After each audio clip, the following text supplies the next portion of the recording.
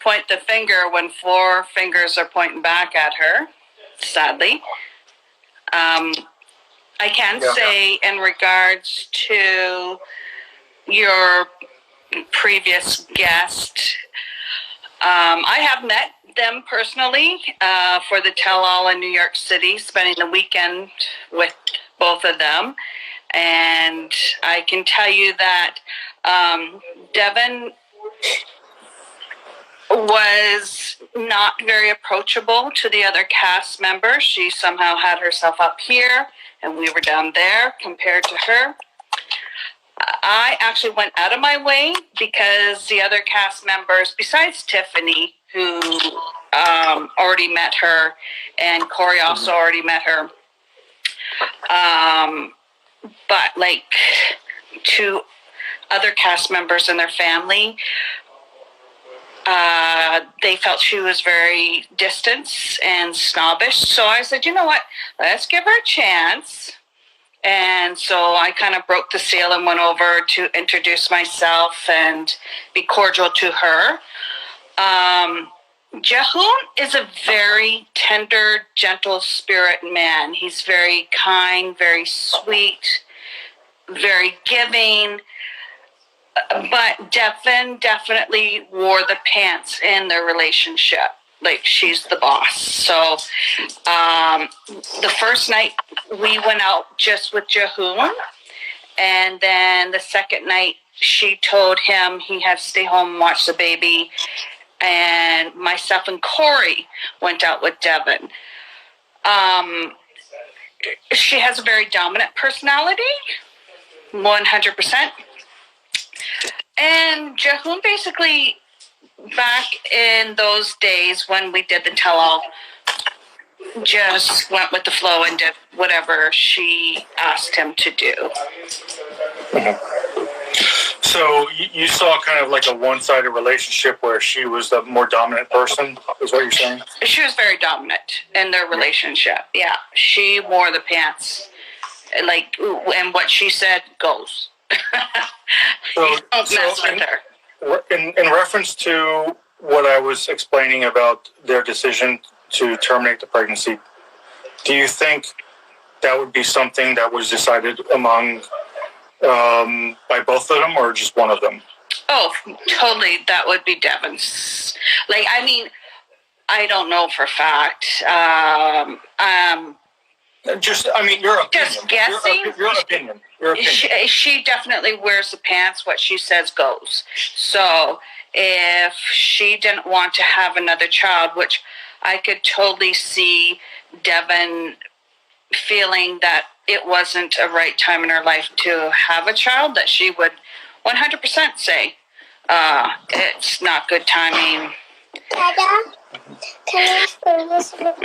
Yeah. 1 second, baby. My daughter's sitting next to me. I think that she had a relationship with this American Korean man a lot earlier than what she has admitted, and that when she came to the U.S., her intention was to hook up with him. And she totally knew that when she said, I'm just going to go home for a visit, that was not at all her intention. But it was a way for her to take the baby and go back to America, and Jihoon thinking she's coming back. But I totally believe 100% she had developed this relationship with this guy, and she was coming back to America to be with him. Because, like, it was like weeks later she was shacking up with the guy. So, come on now. Well, I don't want to keep everybody on here long. I just want to make sure you heard the statement that I made, right, from Jihoon. I didn't actually. I'm so sorry. I missed it. I'll save it. You could listen to it. But I read out Jihoon's statement, so it's pretty deep.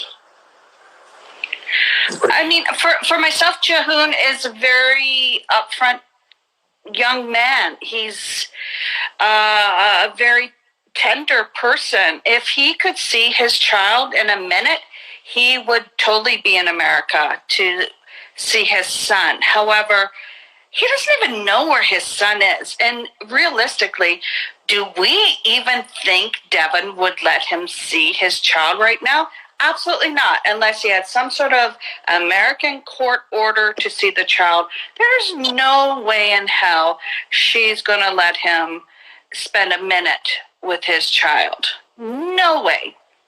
Unless there is something in it for her, because Deavan is an opportunist and she uses the media, the attention, and it's not in a very healthy way. It's a very sick way that she seeks attention.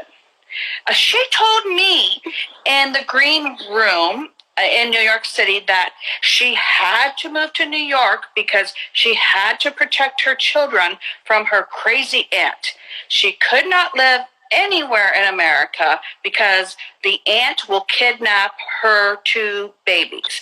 And I said, well, Deavan, you could move to Florida. You could move to New York. You can move anywhere. Your aunt, I'm sure, is not capable to find you.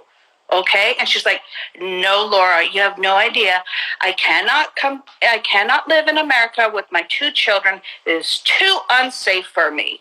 Because my aunt, she my went aunt's to all going to the kidnap tabloids. them.